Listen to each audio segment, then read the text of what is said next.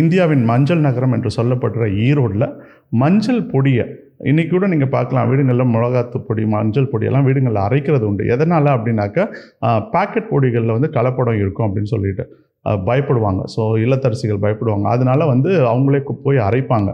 சக்தி மசாலா அந்த ஒரு பர்டிகுலர் ப்ராப்ளமாக அட்ரஸ் பண்ணாங்க. அதாவது எங்ககிட்ட நீங்கள் வாங்கும்போது எந்த அடல்ட்ரேஷனும் இல்லாத, எந்த கலப்படமும் இல்லாத தூய்மையான பொருள்களில் சிறந்த பொருள்களை கொண்டு அரைக்கப்பட்ட மசாலாக்கள் உங்களுக்கு கிடைக்கும் அப்படின்னு சொல்லிட்டு அந்த மசாலாவை வந்து சரி பிராண்ட் பண்ணி தமிழ்நாடு முழுக்க, அதாவது சின்ன சின்னதாக தான் அவங்க வளர்ந்தாங்க. அவங்களுடைய க்ரோத்தே வந்து ரொம்ப கிராஜுவலாக, பிளான்டாக, சிஸ்டமேட்டிக்காக இருந்தது அவங்களுடைய க்ரோத்து.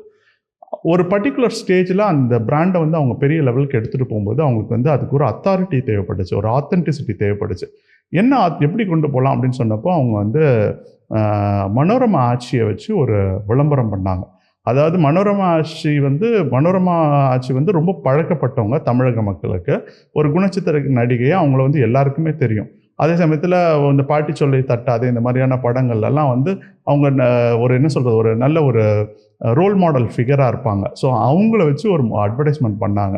அது வந்து தமிழகம் ஃபுல்லாக போய் சேர்ந்து ஒரு ஆத்தென்டிசிட்டியோட, அதாவது ஒரு கலாச்சார பண்பாடு சேர்ந்த, அதே சமயத்தில் ஒரு உண்மையை சொல்லக்கூடிய ஒரு விஷயமா அது அமைஞ்சது. அந்த பிராண்ட் வந்து மிகப்பெரிய அளவில் டேக் ஆஃப் ஆச்சு. டேக் ஆஃப் ஆகி ரொம்ப பிரமாதமாக போச்சு.